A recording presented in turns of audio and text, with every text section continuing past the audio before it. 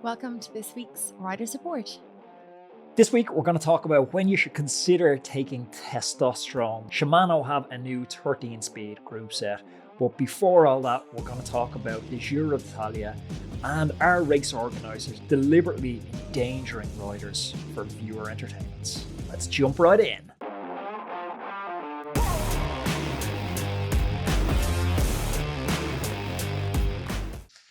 Sarah.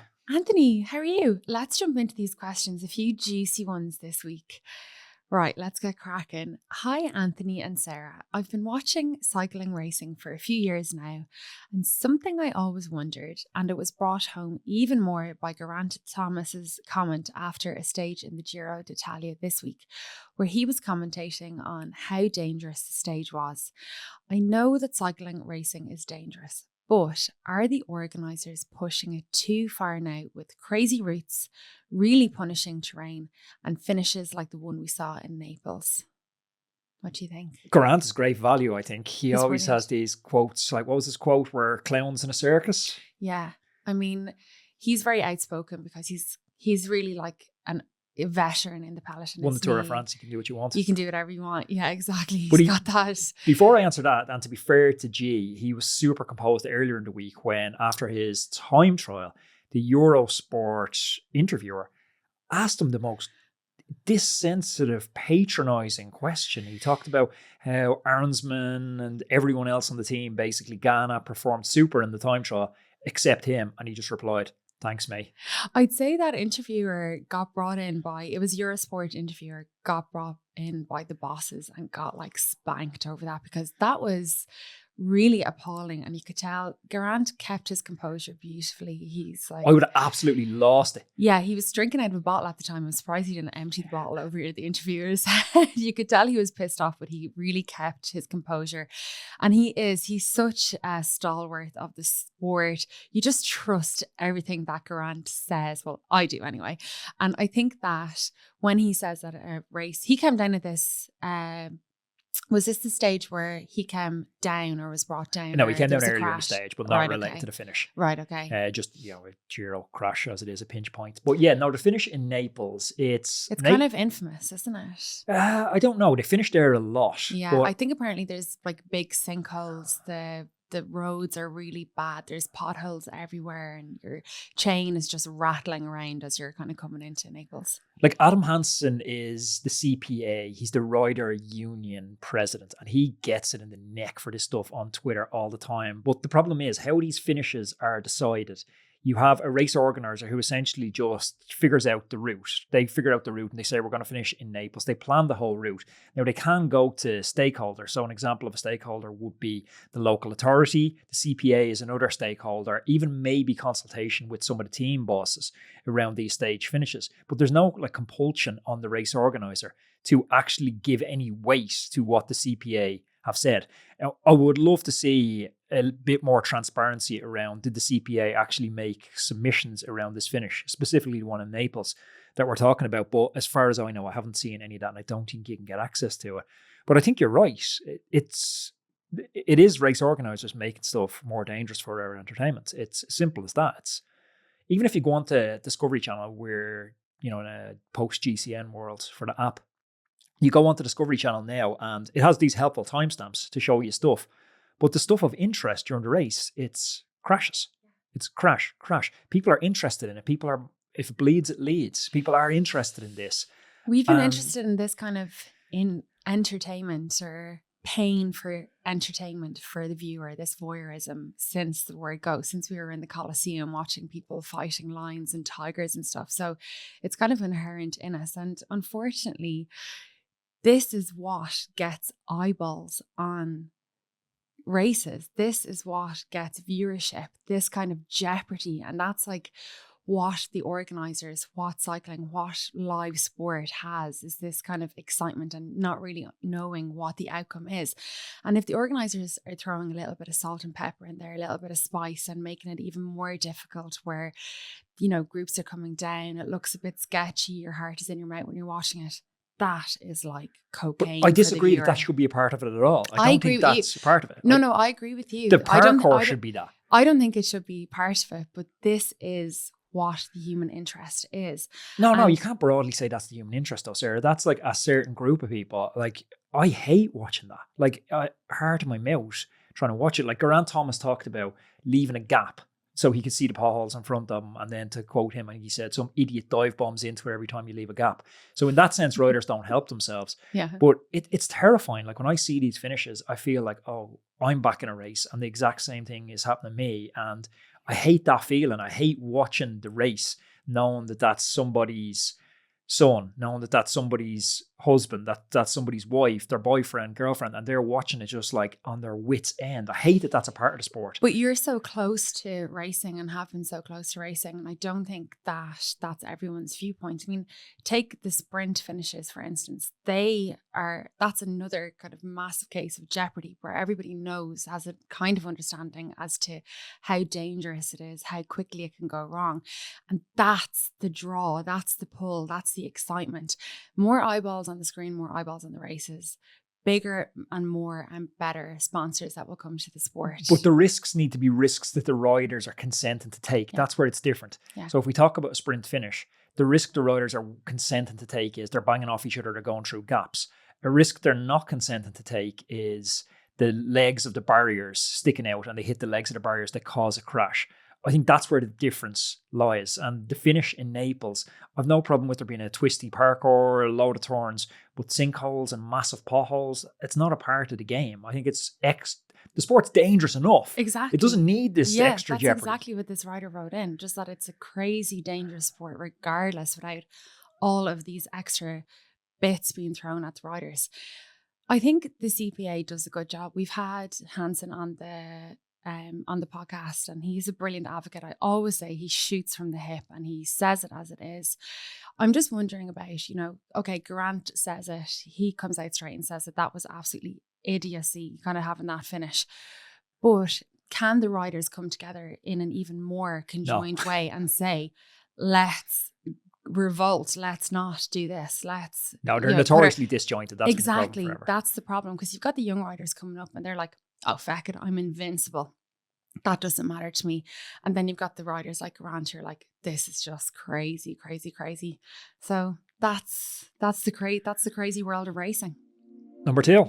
Roadman, I know how serious you take your goal setting, whether they're fitness or life-related goals. If you're looking for a powerful ally to support you on this journey, look no further than HUEL. HUEL has become my secret weapon for when I don't have time to prepare a balanced meal. It ensures I get the nutrition I need without sacrificing time or taste. Plus, it stops me from reaching for that takeaway menu. I always throw a bottle into my backpack when I'm heading into the city to work, and it stops me eating junk convenience foods, snacking on croissants and bars of chocolate, because I know they don't support my training goals. It's a handy, nutritious meal on the go, and it's got over 22 grams of protein. HUEL is perfect for athletes that don't have time to cook or prepare food before a training session. It's convenient, nutritious fuel at your fingertips, ensuring you hit your daily fueling needs for that session. HUEL Ready to Drink has 26 essential vitamins and minerals in every single bottle. You're getting a whopping 175 health benefits. Plus, it's made from natural ingredients like tapioca, sunflower seed, coconut, and more. The best part is the flavors. There's 8 crazy, beautiful flavors. Iced coffee is what's in my backpack right at the moment. You can get HUEL directly to your home. All you got to do is head on over to the HUEL website, huel.com/Roadman. Hey, Roadman, I got a full blood work done a few weeks ago, and it seems that my testosterone is low. Not critically, but I know this will probably only decline more as I age. Is there anything I can do to stop this? Are there foods or activities that I need to avoid completely? And that's from John. Does he say what his testosterone number was? Didn't give that info. So the normal range is 300 to 1000 for testosterone. I think I was around 400 last time I got tested, and I wasn't really doing anything to optimize it. So I'm going to go back pretty soon and see where it's at. I think before you start, assuming he's not a pro and I'm not sure if, see, the thing is, does he race? Does he not race? We don't have that much detail. Maybe if he's watching on YouTube, he can pop in the comments and let us know below. But if you are racing, you can't start approaching stuff like testosterone replacement therapy because it's on the ban list. If you're not racing, that's something you could definitely consider. But I don't think it's something you should consider until you actually exhausts the other alternatives. Maybe there's stuff in your life that will go through which can help you naturally increase your testosterone levels. Like the basic stuff for creating testosterone, which we absolutely need, it's vitamin D, which I've talked about, and zinc, because they're the precursors that are crucial for making testosterone. They're the raw ingredients. So you need to make sure you're getting them either in foods like oysters, beef, pumpkin seeds for zinc, or you're actually just taking supplements for this stuff. So that's first. Then you can dive in and start consuming stuff like healthy fats, like avocados, nuts, seeds, healthy fish, like tinned mackerel, stuff like that, which is also beneficial. But I would be inclined to say that you should be not looking solely at the number, not looking at it and saying, okay, my number's 200, 250. So I'm outside the normal range. Are you symptomatic? I think that's more important.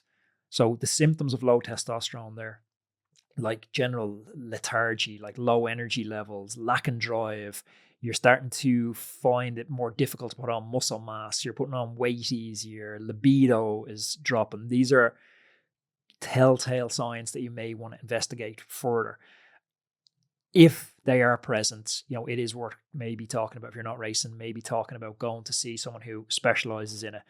I would definitely be avoiding stuff like alcohol, like endocrine disruptors. Endocrine disruptors are stuff that's like found in plastics, pesticides, other pollutants. Someone on the podcast talked about toxins. Again, massively important because they all mimic estrogen in the body, which inhibits the production of testosterone. Reducing stress and cortisol levels, it sounds cliche and almost no one wants to do it because it doesn't feel like tangible enough to write in a diary, to do mindfulness, to do meditation. But it's all backed in research now that it all helps. So yeah, there's a lot of stuff you can do to tackle this. The first part is being aware of it, and then you can start to take action. Okay, amazing. John, let us know how your libido goes after you take all those actions. Maybe don't forget to write in and tell us. Okay, question number 4. Anthony, I've seen a lot of riders in the pro peloton wear nose strips. Do they work, and do you ever use them? You know, the nasal strips, we saw Tadej Pogacar wear his on the time trial a couple of weeks ago. I wore them in the Ross last year. Oh, did you really? Oh, I didn't know that. Yeah. Okay, so tell us all. It's like have you worn them? Never. You should wear them down to the gym next time. You look like a right spanner. Imagine. Pushing your sled up and down. There's a spring-like mechanism that's in them, and it actually physically forces your nostrils open a little bit more. Now, remember, this is way back. We crossed episode 1000, which we never even talked about. We crossed episode 1000 on the podcast last week. But remember with James Nestor on the podcast? He wrote the book Why We Breathe. Yeah. Like there's a lot of benefits to breathing out of your nose, to getting more oxygen through your nose. And they help do this. There's two sides to it. Objectively, do they work? Does the data say they work? Studies are kind of mixed if they work or not. The subjective is more important, as it is with a lot of cycling stuff. We talked about, do recovery boots work? Do ice baths work? All of it's in the air. What matters is, do you feel like it works? And I'd say for anyone that's looking for a little bit of a marginal gain, it's a super cheap marginal gain. They are worth trying. I find that I do breathe a little bit easier when I have them on. They kind of loosen up as the day goes on, though. Like, especially if you have sun cream on and then you're sweating, they kind of lose their, you find yourself. The tension that they have, it kind of, I don't know if I finished the stage with one on. Right, okay. Yeah, like they get halfway through and they're kind of flapping in the wind, like on your sunglasses for it. Very air. They're worth trying. If Pogacar's using them, look, try it. Yeah, I had a little look at some of the studies, and as you said, nothing's definitive. I think that they do say that the benefits of nasal dilator strips are more pronounced in endurance sports that rely heavily on efficient oxygen uptake compared to sports where short bursts of intense efforts are involved. So basically, they study professional footballers and endurance athletes, and they found that the endurance athletes actually benefited more from using them. But again, there's like about 10 studies that I looked at, and they've been around years though. Yeah, no like one could I remember Robbie Fowler played for Liverpool when I was like, I don't know, 10 or 12, and he was wearing them, and that's when I first thought, all right, that's cool. He looks cool. Yeah, Robbie Fowler is wearing them. Okay, next question. I saw online that Shimano are releasing a 13 speed. But can you explain what a 12 speed or a 13 speed is? I'm afraid to ask a stupid question in my cycling group, and that's from Jake. And you know what? I don't know what 11, 12, 13 speed is either. And I'm sure I am not the only one. So for the majority of new-ish cyclists, can you set this straight for us? You used to not know the difference between a tire and a wheel, though. I still get that one mixed up a lot. We have a lot of outtakes from Riders Support where I talk about tires and wheels, and Anthony gets kind of pissed off because I continue to get it wrong all the time. And Wes, our editor and column, have to constantly cut it out to kind of be like, oh my God, she's talking about wheels and tires wrong again. But yeah, I mean, as I always say, I don't even know what a bottom bracket is. So explain here what a 13 speed is and why are Shimano releasing this? Hey Roadman, excuse the short interruption. I love riding the bike, but on account of being so busy with the podcast at the moment, I'm now what's called a time crunched rider. I never thought I'd see the day. But I have a tool. I'm using Wattbike to keep myself sharp and on point with specific sessions to maximize that available training time.